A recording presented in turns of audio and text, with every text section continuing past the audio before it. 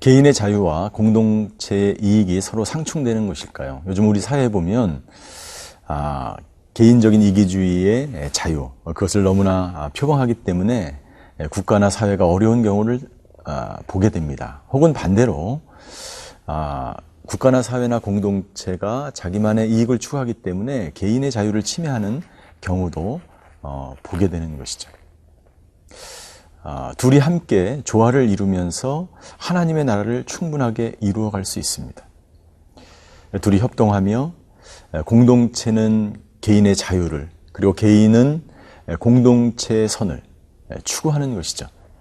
전제는 뭐냐면 공동체는 정말 정의로워야 하고 국가는 정의를 추구해야 합니다. 그리고 개인은 자기 개인의 이기적인 자유가 아니라 참된 공동체 안에서의 방종이 아닌 책임을 지는 자유가 필요한 것이죠. 오늘 사도 바울은 공동체 안에서 우리가 어떻게 자유를 누리는 삶을 살아갈 수 있을지에 대해서 우리에게 권면하고 있습니다.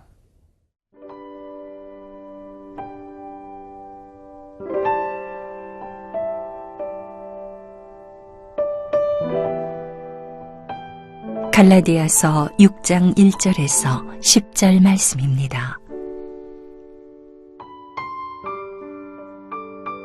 형제들아, 사람이 만일 무슨 범죄한 일이 드러나거든 신령한 너희는 온유한 심령으로 그러한 자를 바로잡고 너 자신을 살펴보아 너도 시험을 받을까 두려워하라. 너희가 짐을 서로 지라. 그리하여 그리스도의 법을 성취하라. 만일 누가 아무것도 되지 못하고 된 줄로 생각하면 스스로 속임이라. 각각 자기의 일을 살피라. 그리하면 자랑할 것이 자기에게는 있어도 남에게는 있지 아니하리니 각각 자기의 짐을 질 것이라. 가르침을 받는 자는 말씀을 가르치는 자와 모든 좋은 것을 함께하라. 스스로 속이지 말라. 하나님은 업신여김을 받지 아니하시나니 사람이 무엇으로 심든지 그대로 거두리라.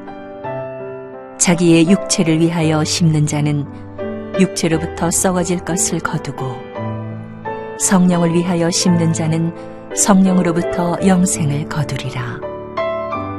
우리가 선을 행하되 낙심하지 말지니 포기하지 아니하면 때가 이름에 거두리라. 그러므로 우리는 기회 있는 대로 모든 이에게 착한 일을 하되 더욱 믿음의 가정들에게 할지니라. 사도 바울은 갈라디아서 6장에서 공동체 안에서 우리가 어떻게 삶을 살고 또 하나님이 주신 자유를 누려야 될지를 우리에게 권면하고 있습니다. 첫 번째, 만약 다른 사람의 범죄가 드러났을 때는 어떻게 하는가? 오늘 사도 바울은 이렇게 이야기합니다. 형제들아 라고 말하면서 둘째 줄에 보니까 신령한 너희는 이라고 말합니다. 우리 성도들은 자유를 위해서 부름받은 사람이며 동시에 우리 성도들은 신령한 너희라고, 신령한 사람이라고 말하고 있습니다.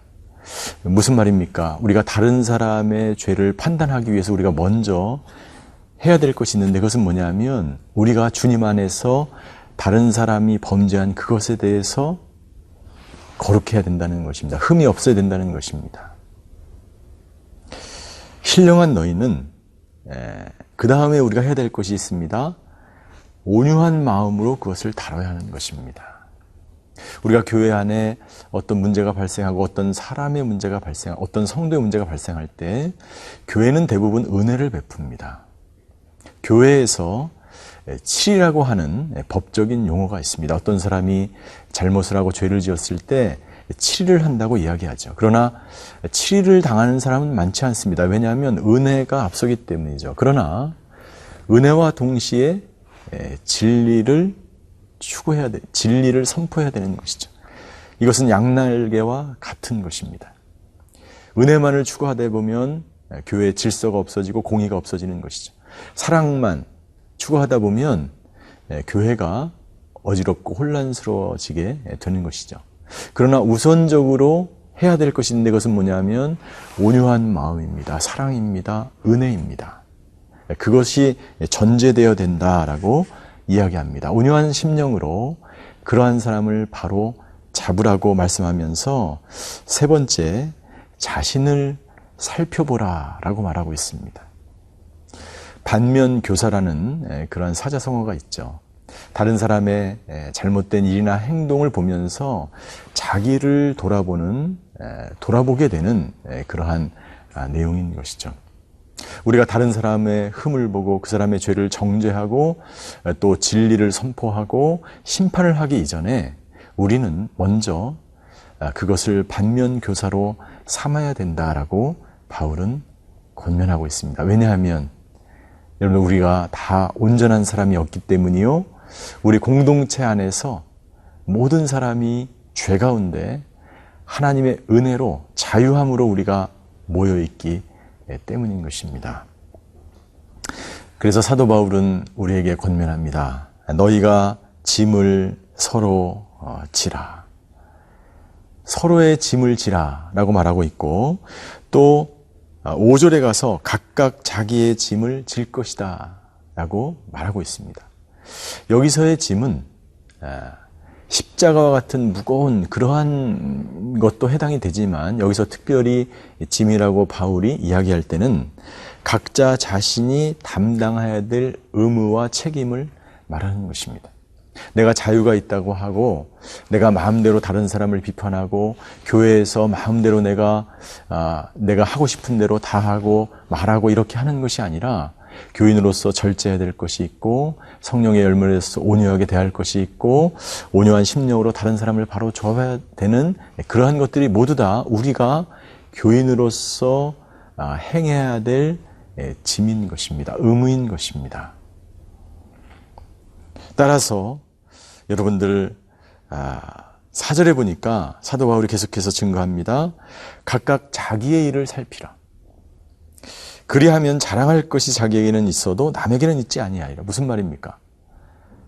자랑할 것이 있어도 다른 사람에게는 있지 않다는 거예요. 그것은 뭐냐면 자기가 자랑할 것이 꼭 다른 사람에게 비교할 필요는 없다는 것입니다. 내가 자랑할 것이 되지만 다른 사람에게는 그것이 자랑할 것이 아니라는 거예요. 교회의 다툼 중에 하나는 무엇입니까? 비교함으로 질투하고 시기하는 데서 교회는 분열이 되고 다툼이 일어나는 것이죠. 공동체 안에서 우리가 자유를 얻었습니다. 자유로운 삶을 살 수 있습니다. 자유롭게 이야기할 수 있습니다. 자유롭게 행동할 수 있습니다. 그러나 사도 바울은 우리에게 권면합니다. 모든 것이 가하나 모든 것이 유익한 것이 아니라고 말씀하고 있습니다. 공동체 안에서 우리는 자유가 주어졌지만 동시에 우리 모두에게는 각자의 짐이 또한 있는 것입니다. 의무와 책임이 있는 것입니다. 그 의무와 책임은 그리스도 안에서 자유를 누린 사람은 절대로 공동체의 선을 해치지 않는 범위에서 자기의 자유를 활용한다는 것이죠. 그렇게 될 때 진정한 아름다운 공동체, 자기를 돌아보면서 각자의 의무를 다하는 아름다운 공동체가 될 수 있다고 사도 바울은 우리에게 권면하고 있는 것입니다.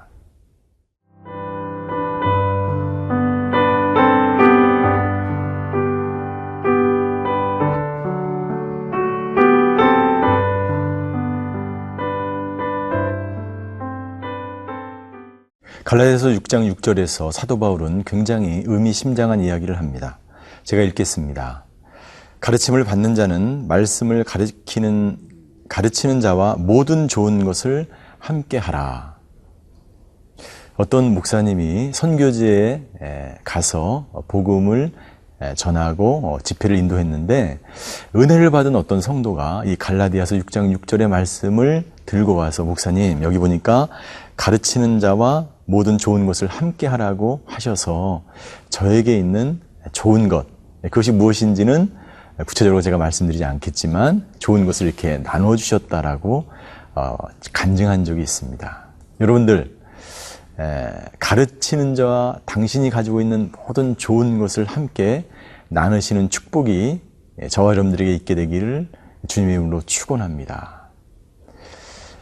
그 당시에는 이 가르치는 자들이 전부 순회 선교사였고 또 자기가 직업이 없이 돌아다니면서 복음을 증거했습니다. 그렇기 때문에 생계를 유지할 수가 없었죠. 그래서 가르치는 자는 성도들이 돈을 모아서 그 가르치는 자의 모든 필요를 육체적인 필요와 먹을 것들과 자는 이 모든 것들을 이렇게 도와줬다는 것입니다. 그리고 가르치는 자는 열심으로 순회하면서 복음을 또 사도 바울은 정말 텐트 메이커를 하면서 또는 어떨 때는 이 텐트를 할 시간도 없이 가르쳐야 되는 그런 상황 가운데 성도들은 이 전도자들에게 모든 것을 공급했던 것입니다. 얼마나 아름다운 교제와 동역의 관계입니까?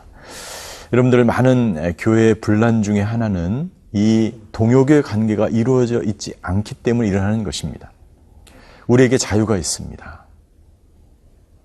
목회자는 정말 열심을 다해서 최선을 다해서 거룩한 말씀을 증거해야 되고 준비해야 되고 선포해야 되죠.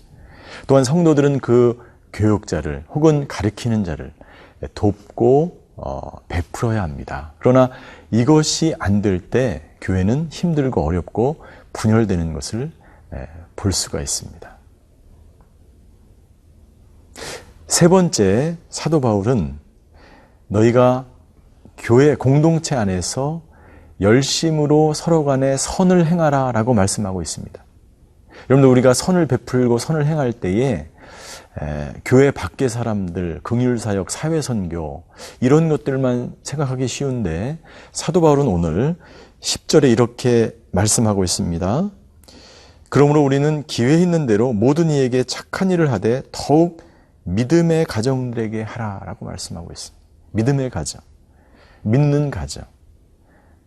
예수님을 정말로 그리스도 안에서 자유를 누릴 수 있도록 그들을 격려하고 축복하는 것 또한 이 공동체 안에서 필요하다고 하는 것입니다. 여러분들 오늘 그런 사람을 한번 생각해 보시기 바랍니다. 그리고 나는 누구를 도울 수 있을지 작은 것이라도 내가 선을 베풀 수 있는 것이 무엇인지를 한번 생각하고 실천하는 하루가 되시기를 바랍니다. 우리가 선을 행할 때 낙심이 될 수 있습니다. 오늘 사도 바울은 그러나 너희가 9절입니다. 낙심하지 말지니 포기하지 아니하면 하나님의 아름다운 공동체를 이루어간다. 무엇을 통해서?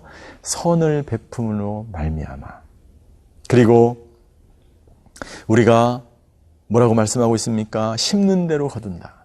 선을 심으면 선이 행하고. 여러분들 공동체가 아름다우려면요, 목회자는 성도를 사랑하고 성도는 목회자를 사랑하고, 그리고 성도는 성도끼리 선을 베풀며 서로 간에 서로 돕고 피차 기도하며 격려하며 축복할 때 그리스도인의 완전한 자유가 이 공동체 안에서 공동체의 선을 이루어 나가게 된다고 사도 바울은 우리에게 권면하고 있습니다. 사랑하는 성도 여러분들, 혹시 여러분들의 공동체가 이런 아름다운 공동체, 개인의 자유가 너무나 충만하게 이루어질 뿐만 아니라 공동체의 선이 또한 이루어짐으로 하나님의 나라가 이루어져 가고 있는 공동체, 그것을 이루어가고 계십니까? 오늘 저와 여러분들이 주신 자유를 아름다운 공동체를 만들어가는 선을 이루는데 사용하시는 저와 여러분들이 되시기를 주님의 이름으로 축원합니다. 기도하시겠습니다. 사랑의 하나님, 우리에게 자유를 주셨고 또 아름다운 공동체를 주셨습니다. 내가 누리는 이 자유가 공동체의 선과 이익을 침해하지 않고 그리스도 안에서 날마다 선을 베풀며 아름다운 공동체를 이루어나가는 오늘 하루가 또 그런 성도님들이 되게 하여 주시옵소서. 감사드리며 예수 그리스도의 이름으로 기도하였습니다. 아멘.